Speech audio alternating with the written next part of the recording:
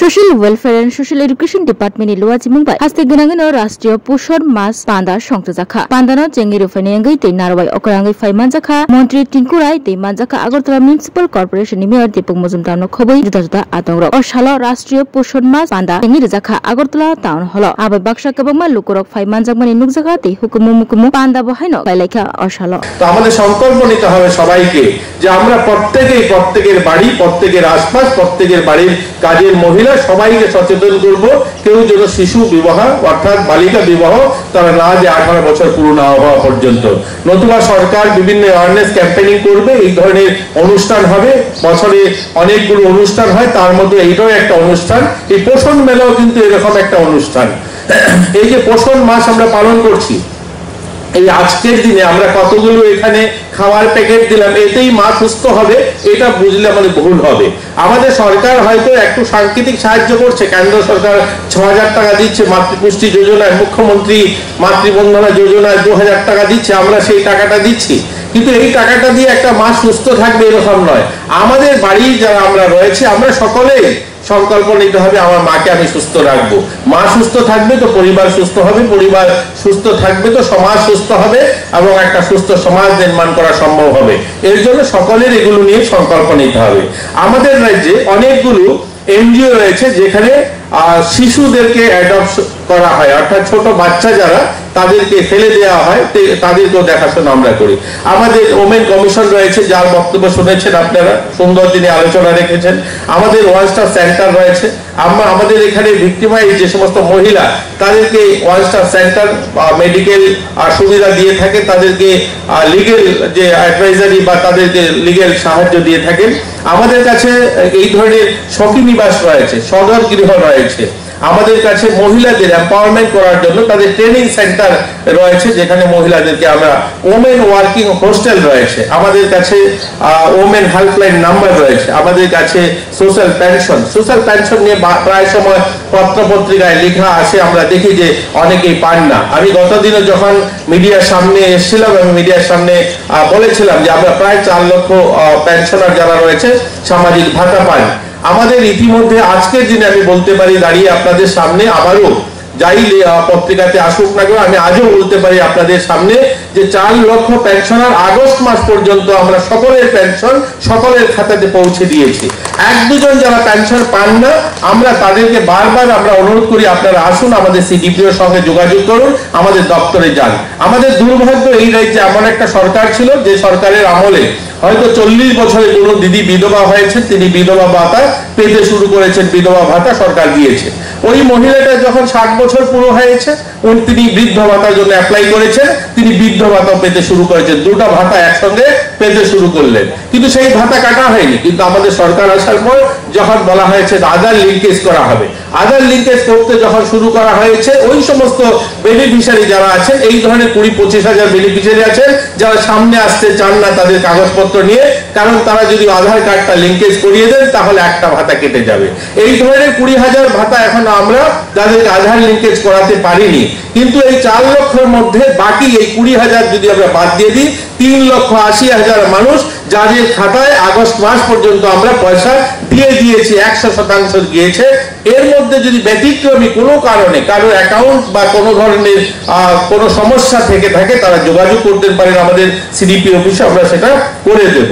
Old এবং বেসরকারি যেগুলো রয়েছে সেগুলোকে মনিটরিং করে আমাদের ওপেন শেল্টার অবজারভেশন হোম আমাদের স্পেশাল বাচ্চাদের জন্য হোম রয়েছে এই কয়েকদিন আগেই আপনারা অনেকে আছেন আমরা মুখবধিদের জন্য আমাদের দুর্ভাগ্য সেই 1971 এ একটা মুখবধি স্কুল হয়েছিল আমাদের অভয়নগরে এই 1971 এ স্কুলটা হয়েছে নার্সারি থেকে ক্লাস 1 পর্যন্ত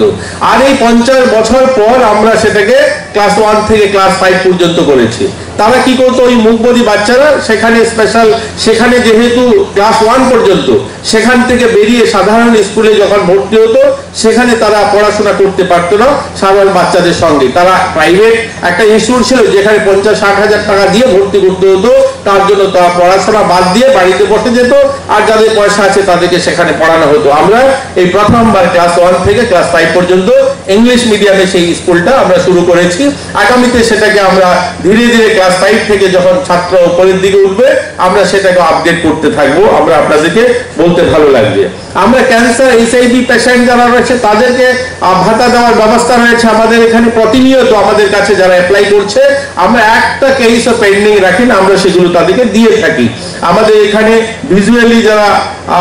দিব্যাঙ্গ রয়েছেন তাদের জন্য বয়েজ এন্ড গার্লস হোস্টেল রয়েছে এবং তাদেরকেও স্কিল ট্রেনিং এর ব্যবস্থা রয়েছে। আমরা তাদেরকেও স্কিল ট্রেনিং বা ক্যাপাসিটি বিল্ডিং এর ব্যবস্থা আমরা করছি এবং সেটাও আমাদের কাজ করছে। আমরা যারা দিব্যাঙ্গ ছেলেমেয়েরা যারা রয়েছে ক্লাস 10 থেকে 12 তাদেরকেও আমরা মাননীয় মুখ্যমন্ত্রী গত বছর থেকে শুরু করেছেন, আর্থিকভাবে তাদেরকে অনুদান দেওয়া হচ্ছে তারা যেন তাদের পড়াশোনা আরো এগিয়ে নিয়ে যেতে পারে। এই ধরনের অনেকগুলো কাজ আমাদের দপ্তর একসঙ্গে, অনেকগুলো আলাদা আলাদা দপ্তর একসঙ্গে মিলে যৌথভাবে আমরা কাজ করছি। আমরা আশা করব এখানে যারা অঙ্গনওয়াড়ি দিদিমণিরা রয়েছেন আমাদের সকলে মিলে আমরা আমাদের যে সমস্ত কার্যক্রম আমাদের কেন্দ্র সরকার এবং রাজ্য সরকার যেগুলো হাতে নেয় সেগুলোকে আমরা সেই কাজগুলো করব। আমরা আমাদের যখনই শিশু জন্ম হয় আমাদের লক্ষ্য রাখতে হবে প্রথম 1000 দিন অর্থাৎ 3 বছর সেই শিশুটার দিকে, কারণ তাকে যদি আমরা সঠিক পরিমাণ তার পুষ্টিকর খাবার না দিতে পারি তাহলে তার যে শরীরের গঠন বা তার মানসিক বিকাশ সেটা ব্যাঘাত ঘটে। আমার আগের দিদি বলেছেন যে গতকাল কি আমি একটা অনুষ্ঠানে বলেছি, সত্যি সেটা আমি হয়তো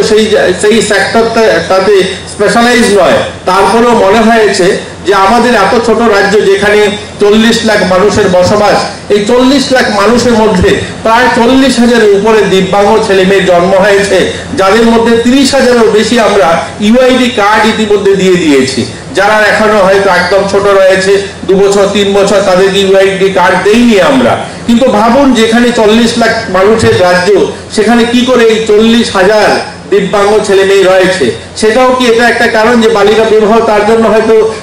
অপুষ্টিতে বা আমরা যদি ভাবি সেটাও একটা কারণ হতে পারে। তার জন্য আমরা আমাদের মায়েদেরকে সুস্থ রাখা, সবল রাখা, শিশুদেরকে সুস্থ রাখা, সবল রাখা, সেই দিকে আমাদের লক্ষ্য রাখা। আমাদের অঙ্গনওয়াড়ি যারা ওয়ার্কাররা রয়েছেন করেন, আমি জানি আপনাদেরও কাজ করতে অনেক সমস্যা হয়, কারণ আমরা দেখি ক্লাস 1 থেকে 5 পর্যন্ত, 5 থেকে ক্লাস 6 পর্যন্ত, আবার 6 থেকে আমাদের 12 অবধি যে সমস্ত স্কুল রয়েছে প্রত্যেকটা স্কুলে ইলেকট্রিসিটির ব্যবস্থা রয়েছে। আজকের দিনে আমাদের এই ছোট ছোট বাচ্চারা অর্থাৎ সেই 3 বছর থেকে 6 বছরের বাচ্চারা যে সমস্ত স্কুলে বসে পড়বেন সেখানে ইলেকট্রিসিটি নেই, ফ্যান নেই, তার জন্য আমাদের বাড়িঘর থেকে অনেক গার্জিয়ানরা সেখানে দিতে চান না, তারা বাচ্চাদেরকে সেখানে স্কুলে পাঠান না, সেটা একটা বড় কারণ। তার জন্য আমরা দেখি আমাদের সেই সমস্ত অঙ্গনওয়াড়ি সেন্টারে যে তাদের উপস্থিতি সংখ্যাটা একটু কম। তার জন্য আমাদের সরকার সিদ্ধান্ত নিয়েছে যে আমাদের রাজ্যে প্রত্যেকটা অঙ্গনওয়াড়ি সেন্টার 10,000 অঙ্গনওয়াড়িতে আমরা ইলেকট্রিসিটি কানেকশনের ব্যবস্থা করা এবং সেখানে ফ্যানের ব্যবস্থা করা, মিনিমাম লাইটের ব্যবস্থা করা। সেটা পোষণ বিষয়ে 1 মাস ব্যাপী সারা রাজ্যে কর্মসূচি শুরু হয়েছে। এখানে আগে যারা বক্তব্য রেখেছেন বা আমাদের অধিকর্তা যিনি প্রারম্ভিক ভাষণে বক্তব্য রেখেছেন যে এই দপ্তরের পক্ষ থেকে কেন্দ্রীয় সরকার এবং রাজ্য সরকারের বিভিন্ন কর্মসূচিগুলি শিশু মায়েদের এবং বিভিন্ন পর্যায়ে যাদের জন্য এই কর্মসূচি সেগুলি কীভাবে পালন করা হচ্ছে বা সরকারি তরফ থেকে সুযোগগুলি পৌঁছে দেওয়ার চেষ্টা করা হচ্ছে বিভিন্ন স্তরের মাধ্যমে। 2018 সালে 8ই মার্চ ভারতের যশস্বী প্রধানমন্ত্রী নরেন্দ্র মোদীজি এই পোষণ জাতীয় পুষ্টি অভিযান, যেটাকে আমরা মিশন বলি, প্রকল্পের শুভ সূচনা করেছিলেন। তার পরবর্তী সময় বিভিন্ন রাজ্য সরকার এবং বিশেষ করে সমাজ কল্যাণ সমাজ শিক্ষা দপ্তর বিভিন্নভাবে প্রধানমন্ত্রী যে চিন্তা ভাবনা দিশাকে তার যে কর্মসূচির শুভ সূচনা করেছিলেন যাদের জন্য, তাদেরকে এই সুযোগ সুবিধাগুলি পাইয়ে দেওয়ার জন্য আমাদের রাজ্যে মাননীয় মুখ্যমন্ত্রী প্রফেসর ডক্টর মানিক সাহার নেতৃত্বে সরকার এবং আমাদের সমাজ শিক্ষা সমাজ কল্যাণ দপ্তরের মাননীয় মন্ত্রী টিঙ্কুরের সহযোগিতায় সম্পূর্ণভাবে সেই কাজগুলি করার চেষ্টা করা হচ্ছে। বিশেষত পোষণ বিষয়ে আমাদের ঝর্ণাদি অনেকটাই আলোচনা করেছেন, আলোকপাত করেছেন, বলার চেষ্টা করেছেন কিভাবে আমরা শিশুদের সুস্থ সবল রাখা, পুষ্টিকর খাদ্যের মাধ্যমে তাদেরকে যত্ন করে, কারণ আজকে যে শিশু তারাই হচ্ছে আগামী দিনের আমাদের রাজ্যের দেশের ভবিষ্যৎ, আমাদের এক ত্রিপুরা গড়ার তারাই হবে কারিগর। কাজে তাদেরকে যতটা সুস্থ রাখা যায়, সফল রাখা যায়, ততটাই সমাজের মঙ্গল, পরিবারের মঙ্গল এবং আমি বলবো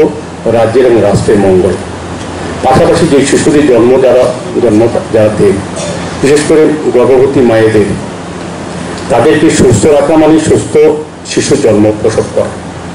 সেক্ষেত্রেও এই পোষণ যে প্রোগ্রাম, তার মধ্যে গর্ভবতী মহিলাদের সার্বিকভাবে সহযোগিতার অনেক বিষয় আছে, যেগুলি আমাদের সরকার, আমাদের কেন্দ্রীয় সরকার, রাজ্য সরকার এবং সমাজ শিক্ষা সমাজ কল্যাণ দপ্তরের বিভিন্ন স্তরের আধিকারিক এবং আমাদের মন্ত্রীর পরামর্শে এবং আশাকর্মী ও অঙ্গনওয়াড়ি বোন মায়েদের সহযোগিতায় এই কাজটা করা হচ্ছে। আমি বলবো যে আমাদের প্রধানমন্ত্রী দায়িত্ব নেওয়া ভারতবর্ষে যারা জন্ম দিয়ে আলোকপাত করার চেষ্টা করেছেন, যে আমি অনেকটাই বলবো যে আমাদের দেশে এখন নারীদের সুরক্ষা অনেকটা বেড়েছে এবং নারীদের স্বাস্থ্য সম্বলিত অনেক কর্মসূচি গ্রহণ করা আছে। নারীদের অর্থনৈতিকভাবে আত্মনির্ভর করার বিভিন্ন কর্মসূচি কেন্দ্রীয় সরকার, আমাদের রাজ্য সরকার, আমাদের দপ্তর বিভিন্নভাবে কাজ করে যাচ্ছেন। কাজে কোনো আশঙ্কা প্রকাশ করার বিষয় নেই, বরং আমি বলবো নারীরা অনেক বেশি সুরক্ষিত কেন্দ্রীয় সরকার এবং রাজ্য সরকারের কল্যাণে বা তাদের পরিচালনা।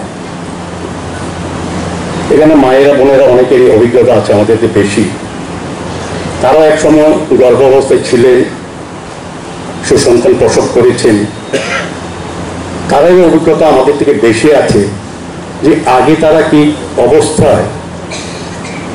থাকতেন। আর এখন আমাদের কেন্দ্রীয় সরকার, রাজ্য সরকার এবং এই সমাজ কল্যাণ সমাজ শিক্ষা দপ্তরের উদ্যোগে বিভিন্ন কর্মসূচি এবং তত্ত্বাবধানে তারা কতটা এখন ভালো আছেন এবং গর্ভাবস্থায় তারা কতটা সরকারি সহযোগিতা পাচ্ছেন বিভিন্ন পরিকল্পনা, বিভিন্ন প্রজেক্ট, স্কিমের মাধ্যমে। এবং সুরক্ষার ক্ষেত্রে আমি বলবো নারীরা অনেক সুরক্ষিত আমাদের দেশে, বিশেষ করে এই রাজ্যে। কাজেই আমি আজকের এই মহতী অনুষ্ঠানে মাসব্যাপী যে কর্মসূচি গ্রহণ করা হচ্ছে যাদের জন্য